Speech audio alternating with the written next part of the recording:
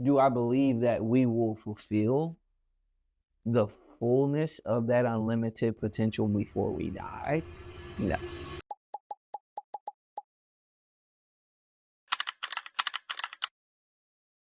Welcome to Your Unanswered Questions podcast. I'm your co-host, Luke Smith. You can be the host. I don't care. Here's my other co-host. You can be the host. The amazing Leo Simpson, public speaker, professor, among many other things, author. And we have a great question today. But first off, others. Yeah, among many others. First off, I'll ask you how you're doing today. I love to say I'm doing well. Yeah. My grandfather, he used to say, he said, how would he say it? He would say, I'm blessed of the Lord, highly favored. Dad would feel guilty if he did. No, he said, Dad would complain. If I did, I'd feel guilty because he been too good to me. Okay. That was how he would say that. I just like to say, I'm well. Okay. Yeah. Both work.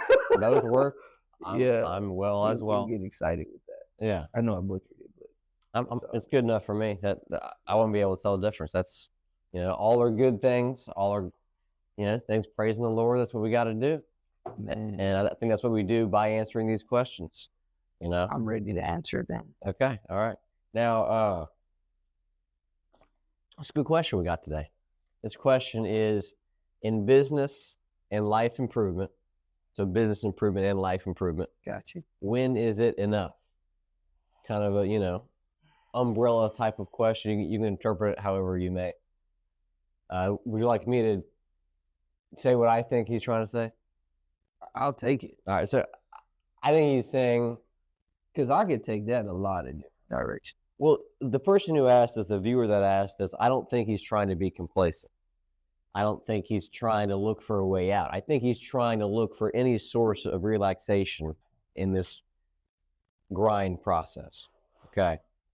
And so he's trying to say, he or she is trying to say, when I think about constantly improving, is there ever a point where you can feel satisfied with yourself?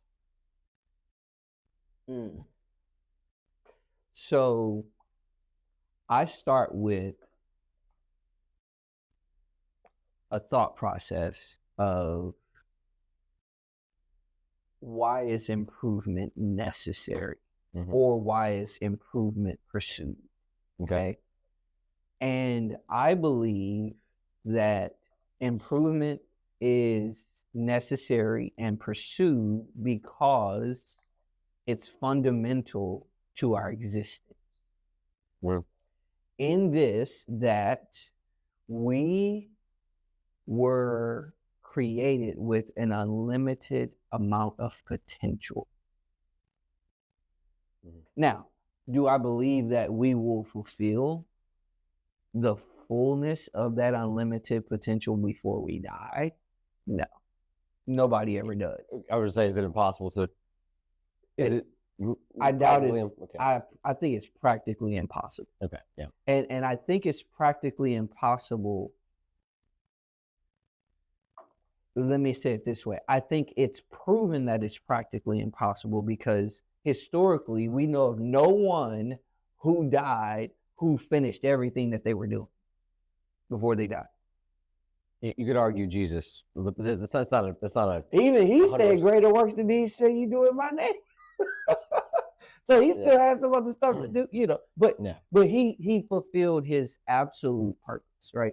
Yeah. I think for most people, majority of us, if you were to go back and ask anybody who died, not that we can actually do this, don't know if we actually can, but I'm sure they would say, hey, there was something I was working on, I didn't finish. Right? I don't know if you've seen that picture of Einstein's desk right before he died. So on the day he died, people went back to his desk, and his desk was the messiest thing I've ever seen. Papers strewn about everywhere.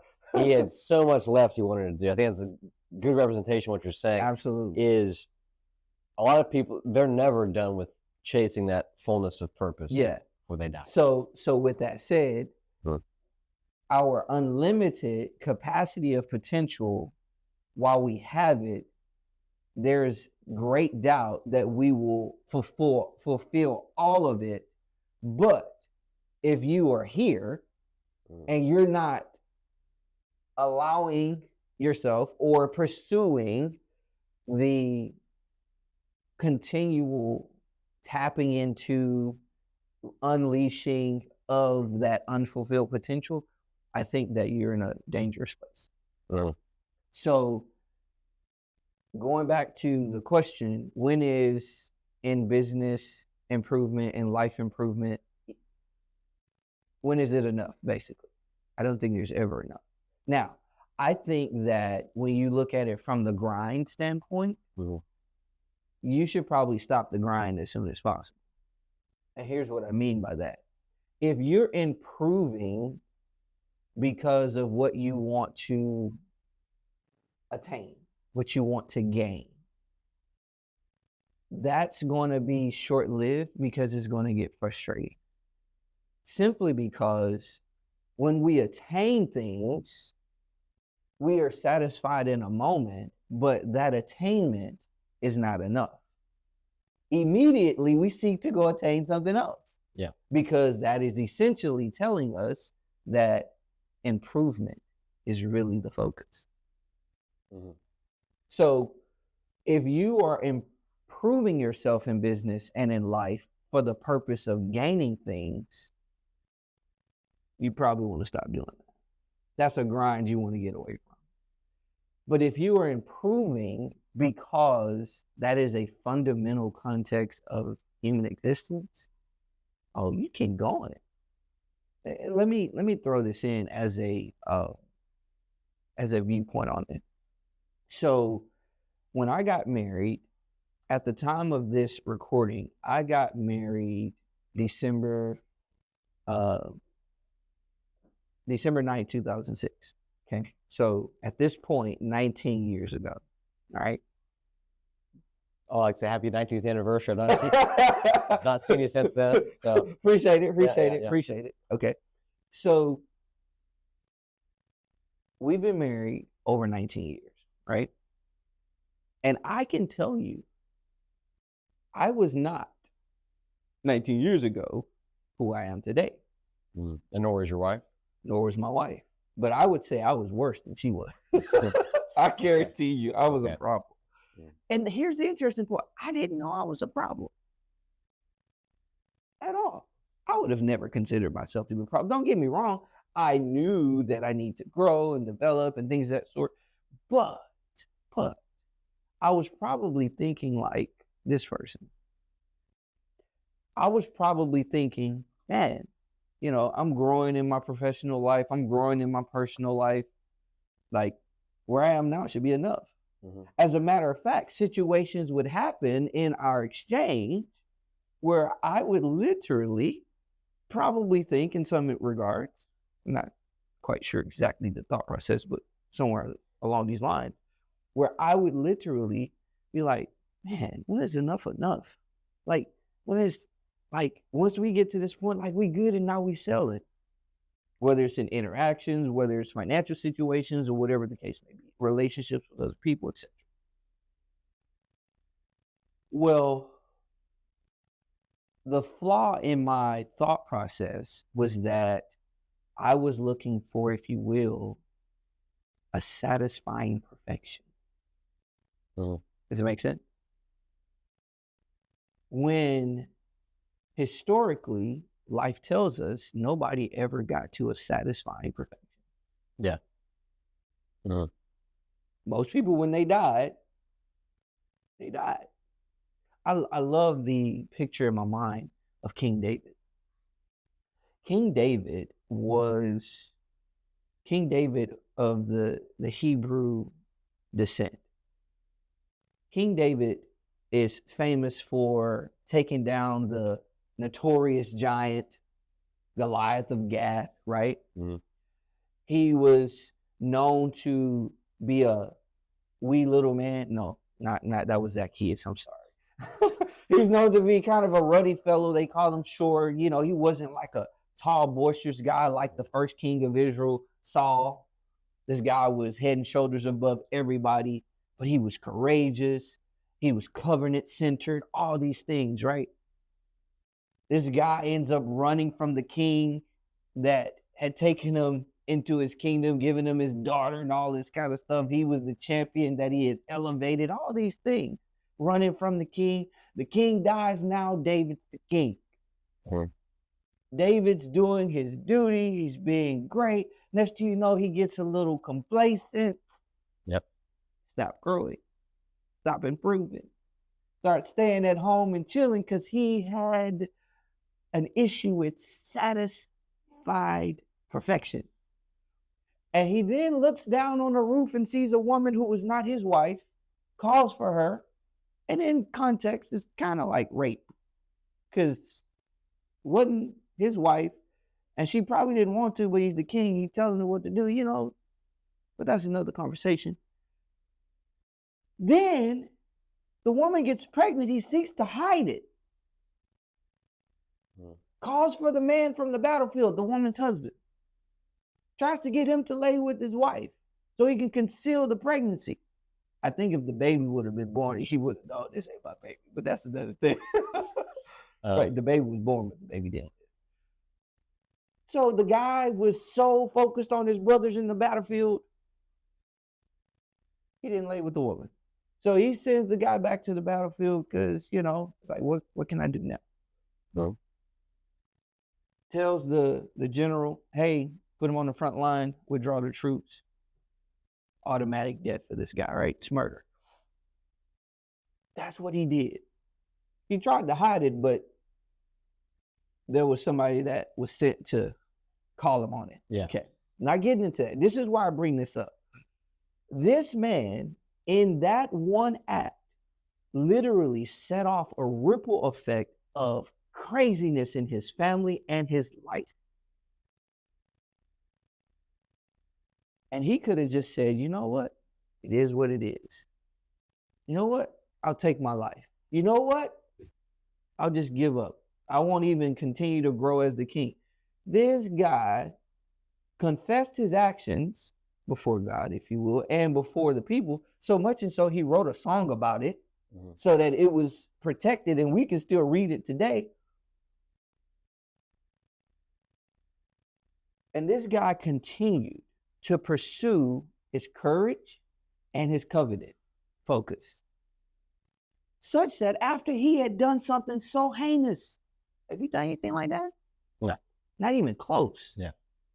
Still the king, still progressing the nation, still fighting battles. At the end of his life, he had set up resources. Though he could not build the temple that he wanted to build, he had resources set up for the next person, plans already drawn up for the next person. Well set up. Now, So you're saying that he was? no, it was a well set up situation. Here's why I bring that up. There was more he could have done and wanted to do, but he couldn't. Why? It was his time to go. But from the point that he was operating in that satisfied perfection, and he got complacent, and he realized that complacency actually can create catastrophe. Yeah. He stayed away from that environment. So here's what I'm saying. If you are improving in business, professionally, in life, personally, and you're doing it from the context of the grind because somebody said you had to, and it's like you're just going and going and you feel like you're spinning your wheel, stop doing that. Understand that whatever you're doing is designed and will, if you put an intentional focus to it, be a point of growth and development all by itself, because it's the context of life. Now, let me back up since I was dealing with David. Let me go back to the very beginning where Moses gives us the account of creation. And Moses tells us that God in his purview of what took place with the creation of mankind, made them to be fruitful. Now listen to the phrase fruitful. Fruitful corresponds to the thing that we like to eat from a tree called fruit. Now I like peaches, I talked about it in my class. Yeah. So, talk about the peach. The peach, people ask the question, which one came first, the chicken or the egg? Yeah. It's kind of like which one came first, the tree or the fruit? Well, that's an easy answer. Yeah. In the context of fruitfulness, what comes first is seed in, root down, shoot up, then fruit out. So that the fruit that comes out, it has the potential for more what? More seeds. Yeah. Which really means more what? More fruit. Before fruit, more what? Trees. Because one tree can produce fruit almost endlessly. Yeah. So if we are to be fruitful, doesn't that mean we have an endless, unlimited amount of potential until the point that it's cut off? That we not just can, but that we should seize. Exactly. So when is improving in business and in life, meaning professionally and personally, enough? Never. Yeah. Never enough.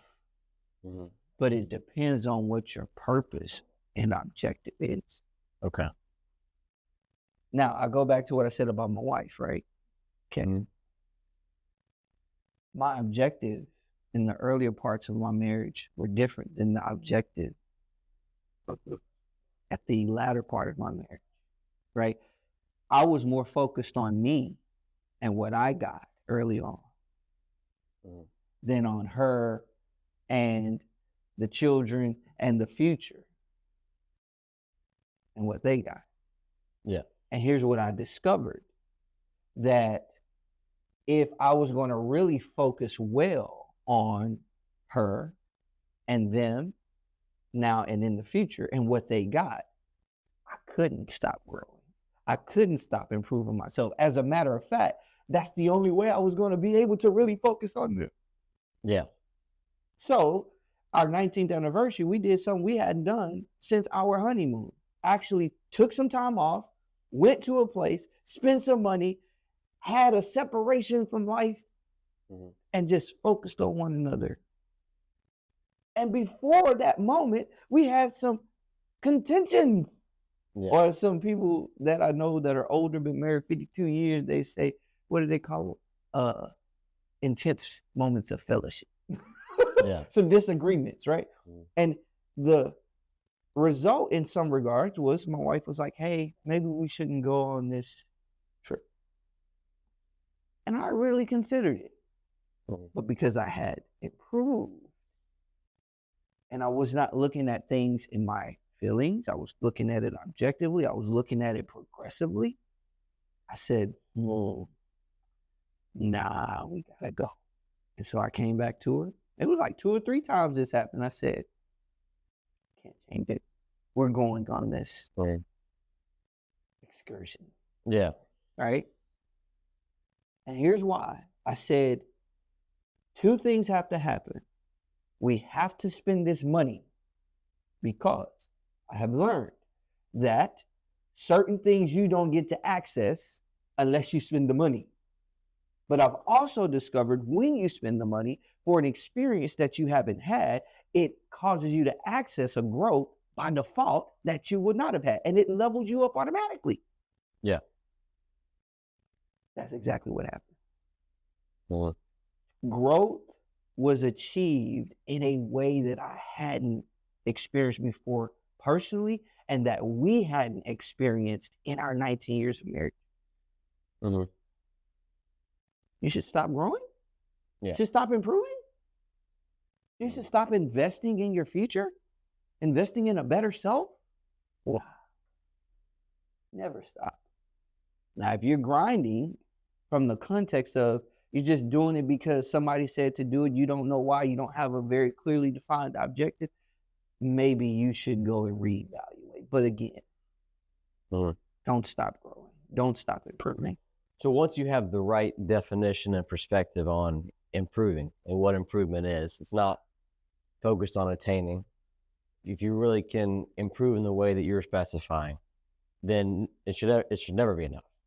You should keep going. Yes. And I think it comes back to, at the core, that improving is always about a becoming. And you becoming more and more of what you were capable of becoming, right? And that goes back to the potential. Like, every moment has the ability for you to seize a new level of awareness of your potential. Every moment.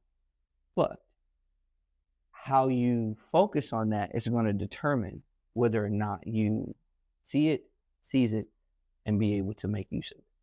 Okay. Beautiful. That makes sense? That was a great message. Yeah. There's always a twist with Mr. Simpson. It's always improve. Well, it's enough if you're doing it wrong, but if you're doing it right, it should never Matter of fact, if you're doing it wrong, at some point, it's going to destroy you. Yeah. Right? If you're doing it with the wrong intentions, the wrong perspective, it's going to be enough whether you choose it or not. It's going to be enough. Yeah. It's going to be crazy. Well, any closing thoughts? Good. I mean, that was a pretty good concluding statement. I think regardless. The closing thought is improvement is fundamental to your life until your life no longer exists. Yeah, getting life. So, I swallowed water there. Try to hold it in, try to be professional. Because you went down the wrong pipe. Yeah. Because you only have so much time. And that goes back to our previous episode. If you've not seen that, go check that one out. About you only have so much time. Because money is not time, as we've discussed. While you have the time, while you have the life, you have to be involved in this reciprocal exchange of contribution and compensation. Yep. Because you got to consume. Yeah. You're going to. There's no way you can get away from that. Yeah. And here's the truth. I'll say this as we close it. The 3 C's of life, I came up with that because personally, it was a way that I could explain to my children and other people, but for sure, primarily to them, how to view life. As well, because I made so many poor decisions because I didn't connect that. I mean, I would say things like, I don't care about money and all that kind of stuff. And you say things like that, you're dumb. I was dumb, right? Because when you look at life historically, there's no way that you cannot see a necessity, a vitality, a viability for money, and how it is like a gateway to one growth and certain experiences that you couldn't have otherwise, right? With that said, the reality is this. Consumption is going to happen, but compensation is not necessarily going to happen. Why? Because there must be an intentional contribution that has the ability to be rewarded in order for there to be compensation. Well, guess what? The only way you can not just consume, but get compensation is you have to contribute. And your contribution is always going to set the stage for the level of value return you get. Well, you got to improve yourself, because if you don't improve yourself, if you don't tap into your potential, if you don't release your value with greater value add and benefit, you're going to be limited in your compensation, which means you're going to be limited in your consumption, which means you're going to be limited in your life experience, not only that you have, but that you create for others. And I'll say this last piece. Because I did not understand that, but now I do, I didn't realize how I was minimizing people's benefit of my experience of life with them, but also my benefit of experience with life with them that is designed to help me improve. Yeah. So if you don't have experiences with people, you can't improve. If you go out in the wilderness by yourself, you can improve, but you're going to be limited because you were created for connection. Does that make sense? It's all a cycle. It's so I'm gonna get off the podium because we at the end of the top. But that's the point. Yeah.